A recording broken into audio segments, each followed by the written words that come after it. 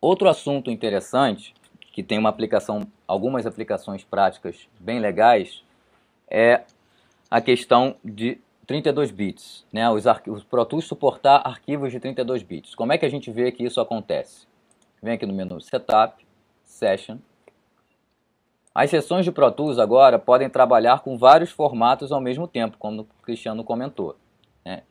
Aqui eu tenho 16, 24 e 32. Eu posso decidir, nesse momento agora, gravar um canal em 32 bits, ponto flutuante. Então, vamos lá. Que aplicação prática que seria legal para isso? Vamos imaginar que a gente tem uma sessão aqui, né? Vamos ver nossa sessão aqui, não precisa só imaginar, com vários canais e subgrupos do tipo bateria. Aqui a gente tem os canais de bateria, baixo, vários canais de guitarra, vários canais de vozes. E aqui eu tenho os submixes ou subgrupos desses instrumentos. A gente tem aqui um track auxiliar que recebe um buzz do subgrupo de bateria, que a gente chamou de drum submix, assim como tem os outros submixes aqui. Além do 32 bits ponto flutuante dos arquivos de áudio, a gente tem, para criar, para esse contexto de criar subgrupos, né, alguns recursos bem legais, como o Buzz Interrogation, que eles chamam de Buzz Interrogation. O que é isso? Você pode fazer perguntas para os buzzes do Pro Tools, clicando com o botão direito neles. Por exemplo, eu tenho um auxiliar, eu quero saber, para esse buzz de entrada, quais são os canais que estão sendo enviados para ele. Então eu peço para o Pro Tools selecionar os canais que estão endereçados para o buzz Drum Submix. Selecionei aqui, vocês vão ver que na seção, aqueles canais da bateria aparecem selecionados agora. Posso fazer a mesma coisa para voz. Selecionou os dois canais de vozes aqui. Backing. E assim por diante. Eu posso também fazer um recurso bem legal para a organização de mixagem. Eu quero mostrar somente os canais da bateria, ou seja, somente os canais que estão endereçados para esse buzz de bateria. Então, clico aqui com o botão direito, Show Only Assignment to Drum Submix. Cliquei, vou tirar o zoom aqui da minha sessão. Aqui, somente bateria que está na minha tela. Então, isso para trabalhar de forma organizada é muito legal.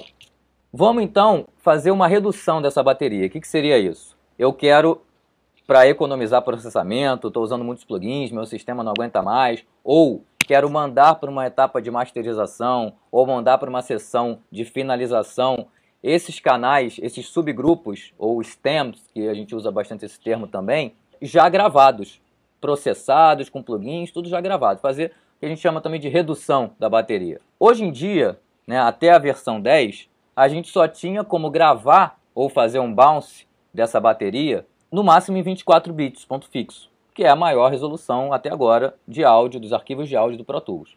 Né? Qual seria a desvantagem disso? Tem um slide aqui que ajuda um pouquinho a gente entender. Vou passar para ele. Bom, aqui está a nossa mixagem. Digamos que essas sejam as pistas da bateria. A soma do Pro Tools, o buzz mixagem do Pro Tools é em 32 bits, ponto flutuante. Quando ele pega a caixa, o bumbo, o tambor, todos esses tracks e soma no buzz de mixagem do software, ele faz essa soma, ele tem um buzz de 32 bits para fazer essa soma, 32 floats.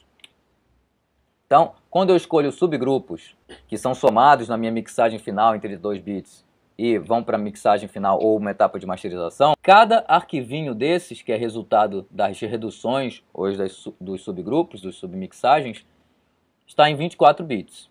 Ou seja, eu perco resolução quando salvo, quando faço um print, né, imprimo num arquivo de áudio a soma de outros numa resolução menor que a da mixagem. Ou seja, eu ouço uma coisa e o arquivo final tem uma resolução menor.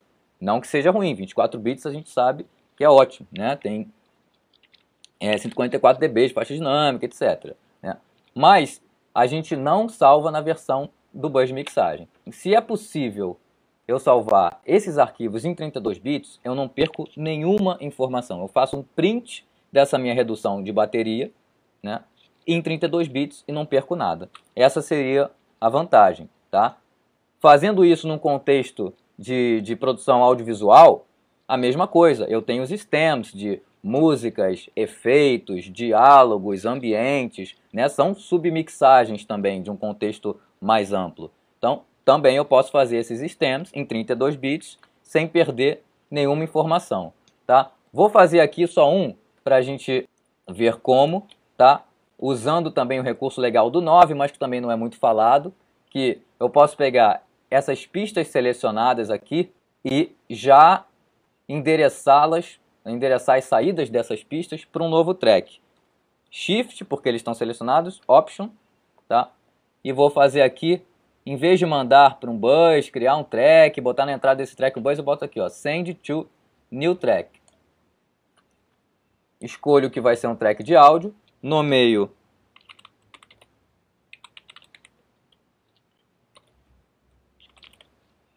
como stem de bateria, estéreo, audio track, stem drum example. Vamos lá.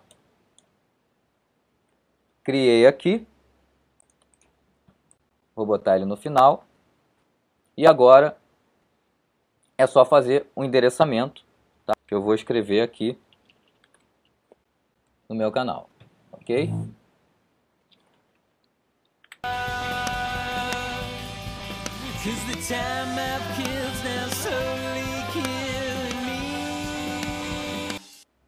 Vocês podem ver aí que está clipando, o pessoal do chat vai falar, nó, tá clipando. Vocês vão ver aí que a gente vai dar um exemplo também com esse clipping aí. Temos aqui o stem da bateria, tá? Para não fazer de todos, dá muito trabalho, a gente já tem um com tudo prontinho aqui. Vamos lá. Tá? Depois de a gente fazer os submixes de todos esses caras aí, estão aqui os nossos stems. Vamos pensar que a gente vai fazer um export disso. É um outro recurso novo do Pro Tools 10. Exportar os tracks para uma nova sessão, já direto.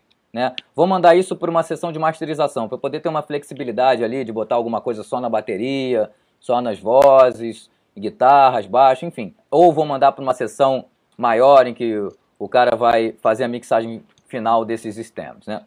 Posso selecionar os tracks e venho aqui.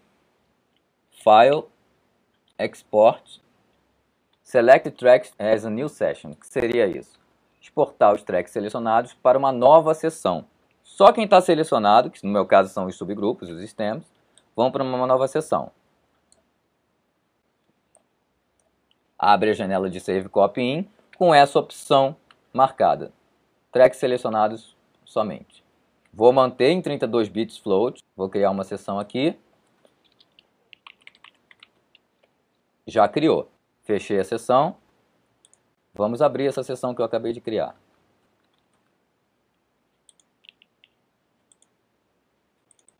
Tá aqui. Criei com uns áudios linkados para ficar mais rápido. Tá aqui a sessão, que eu posso trabalhar a partir de agora só com esses subgrupos aqui. Como é que eu vejo que esse arquivo está em 32 bits? Posso selecionar, vem aqui na minha lista de clips, botão direito, Select Parent in Workspace. Eu vou mostrar esse arquivo onde ele está no Workspace. Está aqui, vamos procurar a resolução, ele é o último ali da lista. Vou puxar para cá, está o nosso stem de bateria aqui. Tá? No caso, eu não marquei a opção Interleaved, por isso que ele criou LR separado. Poderia marcar Interleaved e já criar o estéreo Interleaved, mas está aqui, 32 bits. Um outro lance legal com essa bateria é o seguinte, a gente viu que quando a gente criou o stem, ela estava um pouco distorcida, né? Tá clipando um pouco esse arquivo, né, da bateria. Vou dar um zoom aqui para vocês enxergarem melhor. Olha, tem alguns pontos em que está clipando. Clipou por quê? Porque o fader daquele canal estava muito alto. Foi depois, não foi um clipping de gravação. Foi um fader do canal que estava muito alto. Ou seja, dentro do bus de mixagem de 32 bits, a gente poderia retroceder isso, poderia resolver esse problema. Se a gente fizer um normalize para 0 dB, ou seja, o pico real desse arquivo, o arquivo de 32 bits float tem um headroom bem maior do que o de 24 fixo, né? Então, se a gente pedir para o pico real desse arquivo ser normalizado para 0 dB, resolve o problema. Vamos lá então. Plugin Audio Switch, Normalize, já está aqui na nossa lista 0 dB, fazer um render aqui.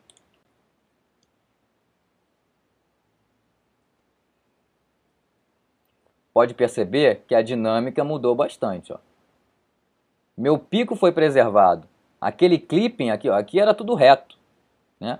Eu voltei ao normal. Eu corrigi um problema de saturação porque eu mantive meu arquivo de áudio na mesma resolução do meu bus de mixagem. Ou seja, tem headroom pra caramba ali. Né? Vou dar um undo para vocês verem como é que estava antes. Vou dar um redo agora.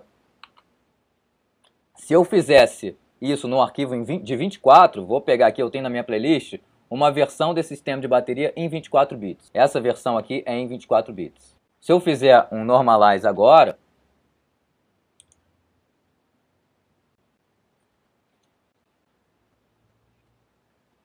nada acontece.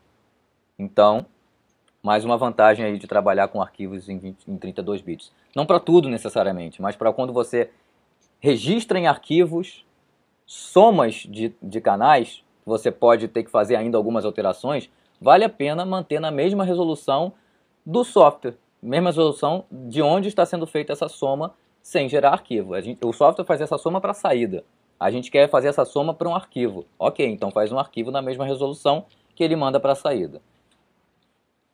Beleza? Só para finalizar então aqui, eu falei da gravação, né? Gravei um pouquinho, tem um recurso aqui que já tinha em algumas versões do Pro Tools HD, ou Pro Tools, a versão do LE antigamente com o 002, 003, Low Latency. Interfaces FireWire em geral tinham esse Low Latency Monitoring, para a gente monitorar com baixa latência durante a gravação.